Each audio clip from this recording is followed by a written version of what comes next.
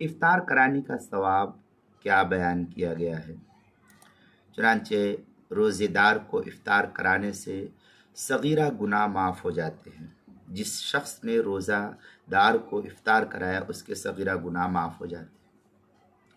جہنم کی آگ سے اس کو نجات ملتی ہے اور اتنا ثواب ملتا ہے جتنا روزے دار کو روزہ رکھ کر کے ثواب ملتا ہے، اور روزے دار کے ثواب میں بھی اللہ تعالیٰ کی طرف سے اس میں کوئی کمی نہیں کی جاتی، پورا پورا اس کو ثواب اس کا عطا کر دیا جاتا ہے۔ دوسرے کہ اگر کوئی آدمی غریب ہے اور وہ یہ ثواب حاصل کرنا چاہتا ہے تو روزے دار کو افطار کے وقت ایک گھونٹ لسی پلا دے یا ایک کھجور کھلا دے یا ایک گھونٹ پانی کا پلا دے تو بھی اس پر اس کو ثواب مل جائے گا۔ یہ اللہ کے رسول صلی اللہ علیہ وسلم کا فرمان ہے۔ چنانچہ مشکات کے اندر روایت ہے، من فطر فیہ صائما کان مغفرہ لذنوبہ وعتق رقبتہ من النار وکان لہ مثل اجرہ من غیر ان ینقص من اجرہ شیء۔ قالوا یا رسول اللہ لیس کلنا یجد ما نفطر الصائم، فقال رسول اللہ صلی اللہ علیہ وسلم یعطی اللہ ھذا الثواب من فطر صائم علی تمرۃ او علی شربۃ۔ اس طریقے کی عبارت مشکات المصابیح پہلی جلد صفحہ 173 جو قدیمی کتب خانہ کراچی کا چھپا ہوا پاکستان کا نسخہ ہے اس کے اندر۔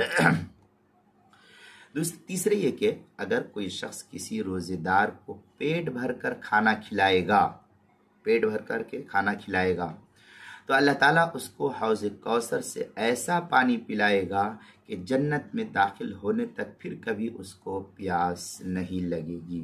یہ فرمان اللہ کے رسول صلی اللہ علیہ وسلم کا ہے۔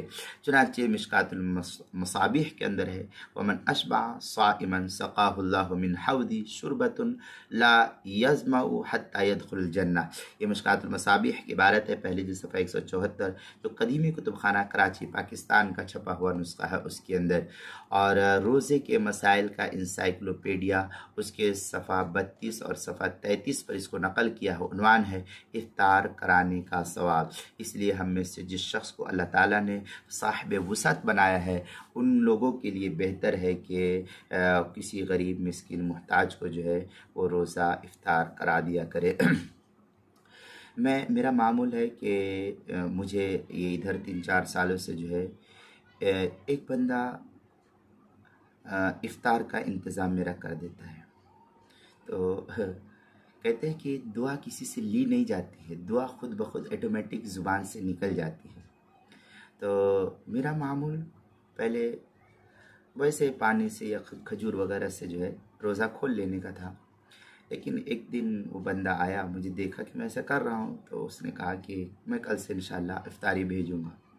آج تقریباً 4تھا رمضان ہے، 4 سال ہو گیا ہے، برابر اہتمام کے ساتھ پورے رمضان المبارک جو ہے وہ بندہ میرے لیے افطاری کا انتظام کرتا ہے۔ خدا جانیے ایسے موقع پر دل سے جو دعا نکلتی ہے اور دل سے میں ان لوگوں کے لیے دعائیں کرتا ہوں، اور جو لوگ کھانے پینے کا انتظام کر دیتے ہیں ان کے لیے دل سے دعائیں نکلتی ہے۔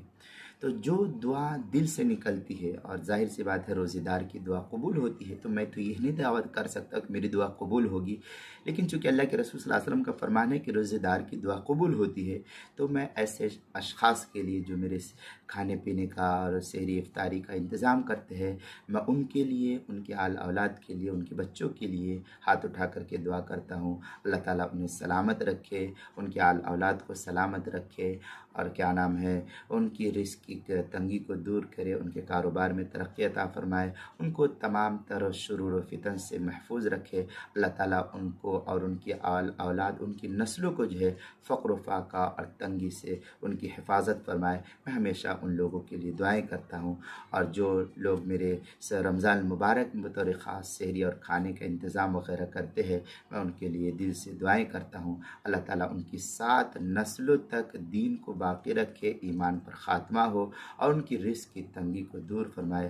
اللہ تعالیٰ ہم سب مسلمانوں کو علماء کی خدمت کی توفیق عطا فرمائے۔